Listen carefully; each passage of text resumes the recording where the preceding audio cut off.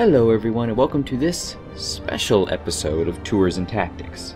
As you can see, we've got a new character. This is from the stress test on May 14th. This is Newbie McNewberton. Say hi, Newbie. Say hello. In this episode, we're going to look over the various upgrades, at least for Tier 1, that you can get for your guild. As you can see here, we are in the very, very lovely Divinity's Reach. And we're going to go from here, and I'm going to show you where the guild person is. Take a nice little shortcut through the flowers, up to the second level. And we're going to cross the bridge here, just so you can see where we are about. That is the main gate. If you go into the map here, that is the entrance to the main gate. We round the corner here, and we just head straight up. Pretty flowers and walkways. Heading up further to this upper tier here, near the statue of Duena. You get a nice, very, very lovely view of the extremely deadly drop down there, and the walkway up, and all the little towers and such. But we're not here to sightsee. We are here for these gentlemen, right here. We've got the Guild Registrar and the Guild Promoter. Now, through the magic of editing, I'm going to show you where the Guild Registrar is in the other cities, at least the cities that are open to the beta. And here we are in lovely Lion's Arch. There is, in fact, a Guild Registrar and a Guild Promoter here, too. As we head into the city built from the wreckage of ships, boats, and all kinds of fun stuff, we approach the giant statue in the center of this town square. Yes, you can climb on it. No, I'm not going to. Which has the most curious noise, I have to admit. We have on the other side of the statue here from the bridge. That bridge, by the way, is the main bridge that connects the PvP gates, which we of course pay very much attention to, and the rest of the town with all the nice vendors, trainers, all that sort of stuff. So as we head down this ramp here, leave the curious popping sound of the fountain, and approach the bank. The area with the Guild Registrar and the Guild Promoter is in a nice little nook hidden inside the bank here.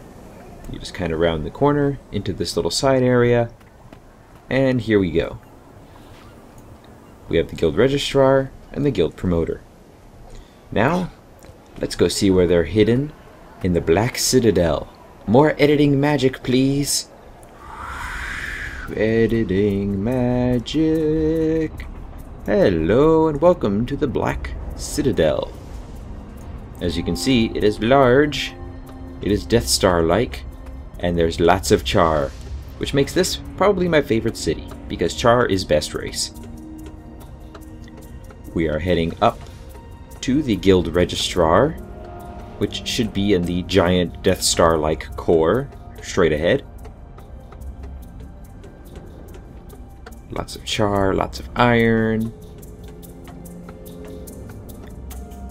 Kicky little music going on there. Oh, hold on. I do want to show this to you guys here. Look at this. Look, a plant wolf. This game has plant wolves. I want to totally find a white and red one and name it Amaterasu, because that's what she looks like, which is also one of my all-time favorite games. Top 5, definitely. So, as we enter the Imperator's core, I think, the city can be a little tricky to get around. Unless you, of course, you walk into invisible walls. This wasn't supposed to be a city tour, but it's become one. plant wolves aside. Here we go. Entrance right into elevator to Bane. I don't like the sound of that too much. Duh. I don't think this is where I'm supposed to be. Nearly all gone now. I'll drink to them tonight. I thought I had located it. This city has me lost. Did I completely skip over the entrance? It would not surprise me. I have a terrible sense of direction. But it gives us a chance to look at the effective, yet not much eye candy worthiness of Char architecture. Oh, I did. I walked completely past the main entrance. Why does that not surprise me? And here we are. Whoa, what is this? Guild Weaponsmith? Guild Armorer? I am not familiar with those gentlemen. Guild Promoter and Guild Registrar. We will come back here later and figure out about the Guild Armorer and the Guild Weaponsmith, because that is intriguing. But for now, we're going to locate the Guild Registrar in Holbrack, using, you guessed it, more editing magic. Editing magic. Hello everyone, and welcome to Holbrack. This is probably one of my least favorite locations.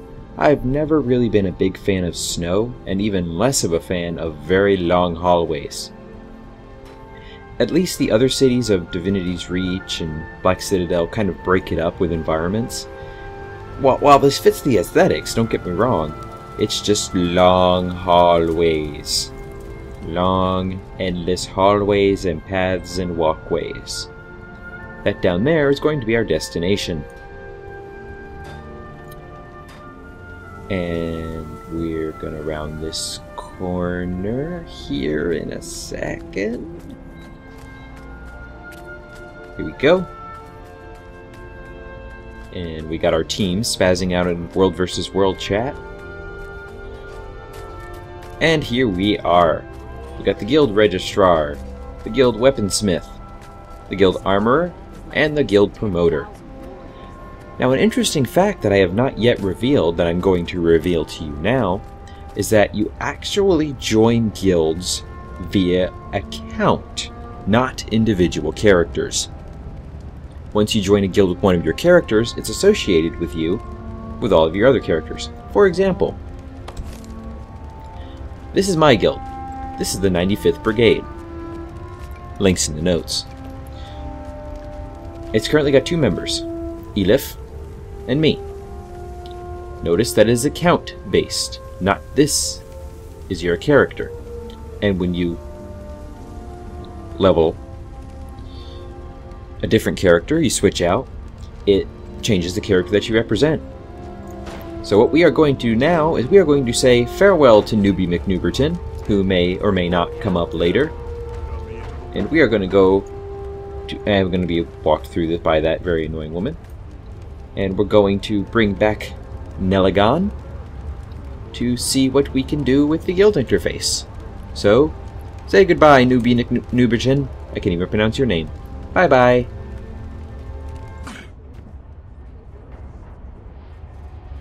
You haven't seen this NEligahn yet, because he doesn't have all the gear yet in the current tour stuff. So we're going to go here, because we've only got a short time left in this glorious stress test. And we're going over here to the Guild Registrar. Now I'll have to do a little bit of research, and I'll put it in the notes what's required to start a guild, having already started one. We're going to start with guild options. Now the currency for building guild improvements is influence.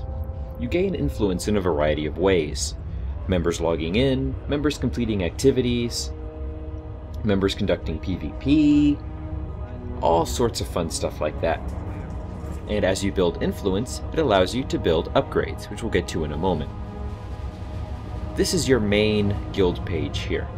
Get your title, message of the day, what you're currently building, which we'll again get to. So then we've got our roster, as you saw in the previous video. Character name, account name. Easy. Profession and level of the last character to have logged in. Now here is the real meat and potatoes of the entire guild system. I like the way guilds are handled in Guild Wars 2. Should be implied from the name, but you never know. They might have gone a Tor or Stowe or WoW route. Even though WoW did fix it in Cataclysm, I will admit that. It just took them a hell of a lot of time to make guilds actually matter. Here, guilds actually matter. You can buy upgrades with influence, which is the currency you get from activity, as I explained. You have 4 tech trees. Now, remember, we're looking at this from an early perspective, seeing as how the guild's only really low level. Our first is politics. Give the guild social and experience benefits. To the right is how much influence is required, and how long it takes to build. That's basically how long it takes until it takes effect. Research politics, level 1. Increase your guild skill in politics to level 1. Need something. You have to research that before you can take any of these. Any of these at all. We're going to raise this up so you can see the bottom a little bit better. Once you research that, I'm fairly sure you can get all of these. Plus 5% influence for 24 hours. Improves guild influence gain in PvE by 5% for 24 hours. Remember, influence is the currency. So, once you get this, any influence you get doing your daily tasks will get an additional 5%. This one I'm very much anticipating, but probably won't see for a little bit. When it does, I'll be sure to put out a video of the various templates you can probably make. It's your guild emblem. Allows guild members to create a permanent guild emblem design at the Guild Registrar for use on banners and other displays. And then you get a 5% experience public banner. Spawns a guild banner that will give 5% XP to any ally that touches it for 1 hour. Stacks with other experience buffs. That banner would probably display the emblem that you get in the previous tier. And that could give you some pretty good renown for your server if you have a 5% experience buff sitting in the middle of town. Plus 10% influence from events. Hire an event herald to increase the influence your guild earns from doing events for 24 hours. Now if you remember, in Guild Wars 2, events are the little heart things, which you go around, do quests, and pick up trash for people. Guild Armorer contract. Allows guild members to purchase armor items that display the guild emblem. Vendors are available in major cities. Requires politics emblem template, which means you need to have this in order to get this.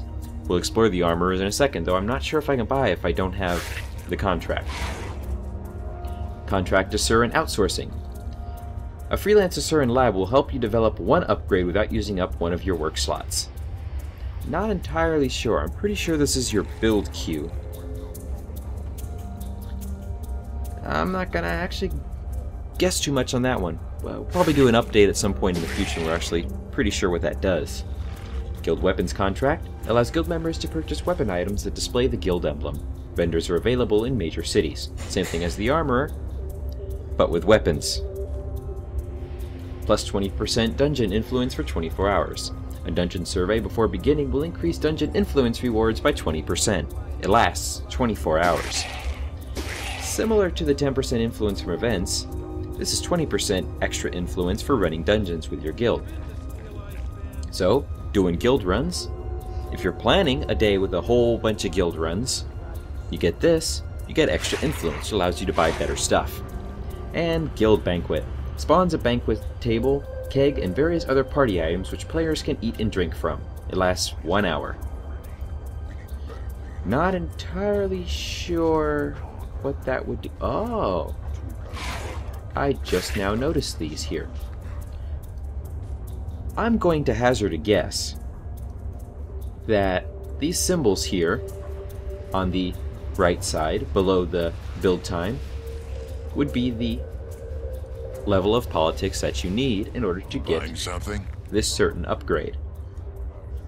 So we would have to research level 1 to get the 5% influence and the emblem template. I have to get level 2 to get a 5% experience public banner and influence from events and guild armorer contract, 3 for the rest, 4 for the next. I'm just hazarding a guess here.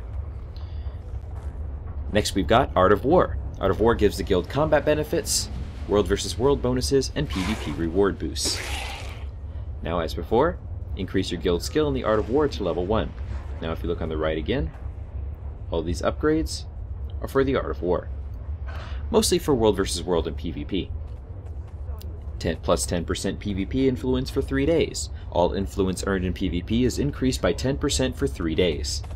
You break it, I break World you. versus World Fort, plus 10 experience. For 12 hours, any fortification held by your guild in World versus World will give increased experience to defending allies. Lasts 12 hours. I haven't mentioned this yet in Tours and Tactics, but guilds can take possession of various fortifications. The longer you hold it, the more influence you get. It also pretty much makes you responsible for maintaining and defending it. These would give you bonuses to those held by your guild. So for example, if you hold one of the keeps we've talked about already, you get 10% experience bonus. World versus World Fort plus 5 supply. For 12 hours, any fortification held by your guild in World versus World will give improved supply to all allies. So there is a contrary to the idea that you can't carry more than 10 supply. World versus World Fort plus 5 supply, which theoretically means you might be able to carry more supply than 10. That's very good. World versus World Fort plus 5 karma. For 12 hours, any fortification held by your guild in World versus World will give karma to defending allies for each kill near the fort. Lasts 12 hours. Now note the time it takes to build these. So you kinda gotta plan ahead. It's not like you can start researching it whenever, oh, the enemies are coming to attack our fort. We better research the extra karma for kills. Not gonna happen. You gotta plan ahead and just kinda hope this stuff happens to you. World versus World Fort plus 10% magic find. For 12 hours, any fortification held by your guild in World versus World will give allies a better chance to discover rare loot. Shinies are always good. World versus World Fort plus 40 vitality. For 12 hours, any fortification held by your guild in World versus World will give improved vitality to all allies. Same with plus 40 precision, plus 40 power, plus 40 toughness. World versus World Fort plus 10% healing. For 12 hours, any fortification held by your guild in World versus World will give improved healing to all allies. Self-explanatory. World versus World Fort plus 10% player health. For 12 hours, any fortification held by your guild in World versus World will give improved health to all allies. Also good. Guild Catapult. Create a catapult siege engine that costs less supply to set up than normal. Requires Foundry from Architecture, which we'll get to in a moment. Guild Siege Suit. Create a siege suit that costs less supply to set up than normal. Requires Foundry from Architecture. Again, because we haven't done it, we can't really see how much less supply it takes. But, you notice, these don't have a lass. So once you get this, your guild is able to make cheaper catapults and cheaper siege suits. And last but not least, World versus World Fort plus 5% swiftness. Any fortification held by your guild in World vs. World will give improved swiftness to all allies. Lasts 12 hours. So it's my understanding that these bonuses, except for the ones like experience, karma, and magic find, all these bonuses are given to you regardless of where you are, not necessarily around the fort. That will remain to be seen, and we will probably end up doing an update about this in future videos. And here we go, economy. Research economy level 1. Increase your guild's skill in the field of economy to level 1. And if you look on the side, yet again, these are your levels. Plus 5% karma from events for 3 days. For 3 days, your guild receives an additional 5% karma from all events. Karma are the currencies that you get from completing the random world events. You want to complete those because karma gives you nifty little things you can get from vendors. Plus 5% experience for 3 days. Improves guild experience gain by 5% for 3 days. Plus 10% magic find for 3 days. For 3 days, guild members have a 10% better chance to find rare loot. Traveling antique shows are great. I guess it's a joke. We're going to laugh. Ha ha ha ha. Plus 10% gathering bonus for 3 days. For 3 days, guild members have 10% better chance to find rare materials from mining, logging, and harvesting. Plus 15% karma from events for 24 hours. For 24 hours, your guild receives an additional 15% karma from all events. And, last but not least, architecture. Architecture gives the guild access to new features, some convenience, and is required by some other category upgrades.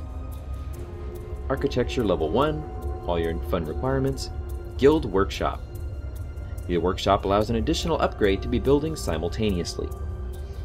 Not sure if you can take that multiple times, and again, having not done upgrades myself, I can't be sure how many you can build at any one time. That remains to be seen, and when I find out, y'all will be the first to know about it. Second, technically, because I gotta know first. And then we got the Guild Stash. This is your guild bank. Grant access to a 50-slot guild vault and guild storage. Now, one of the things I've kind of ranted about before is guild banks. I was very upset in the Old Republic when you needed 12 members and I believe it was 60,000 credits to get a guild bank. This is a little bit different. It's kind of earned through activity. While it's kind of irksome that you still need to buy a guild bank, it's improved by the fact that you don't have to pay actual money for it, and it's earned through activity. You don't have to worry about having a certain amount of members or build up a certain amount of money, which you would use normally with a guild bank. So I don't have as much of an issue with this as I do in the Old Republic. And then we've got the Guild Treasure Trove. Grants access to a 100-slot guild vault. And finally, Deep Cave. Deep Cave will expand your treasure trove by another 100 slots, which means this will come to a 250-slot total for your guild bank, which is kind of nifty. And then we've got ranks. These are your rank controls. Much more convenient way of managing ranks. We're going to put member back below officer, because no, member goes down. Member goes down there. No, there it goes. Okay. And then we got management. It's the same as first one. Alright. So those are the guild bonuses. We are going to go over here to the guild promoter. This one is actually kind of fun. The Legion calls. These are bonuses you can spend gold on. Each area kind of has a different style to it, but they all do relatively the same thing. For 10 silver, you can get a letter of notice. For a small donation, this letter of notice will go on your guild record and increase the guild's influence by 10 points. So basically 10 silver for 10 influence points. Not bad. Letter of support for 1 gold. For a small donation, this letter of support will go on your guild record and increase the guild's influence by 100 points. Also good. Letter of commendation. For a reasonable donation, this letter of commendation will go on your guild record and increase the guild's influence by 1,000 points. Very nifty. And finally, glowing letter of achievement. For a large donation, 100 gold, this is signed by all the highest officials and will go on your guild record and increase the guild's influence by 10,000 points. That is very nifty. So we're going to now go over here to the Guild Armorer and the Guild Weaponsmith and see if we can even browse their wares, which I am not sure we can. No discounts. Nope. So we will have to find out whenever we can actually access them. As I get lost, because I don't have the camera zoomed out far enough. Alright, so that is a brief-ish tour of the Guild Registrars, their locations, and the guild perks themselves. I really like what Guild Wars 2 is doing with guilds. The way the influence system works is it ensures that smaller guilds with a very active team can still get influence and make their way in the world. It's not so much dictated by member size. You can have a large guild, but maybe not everyone's active in it. So, until next time, my friends, game on and take care. Goodbye, my dapper-hatted friend. Say hello. Say goodbye to everyone, and give them a very nice bow. That is the best hat ever. Take care, peeps. Bye.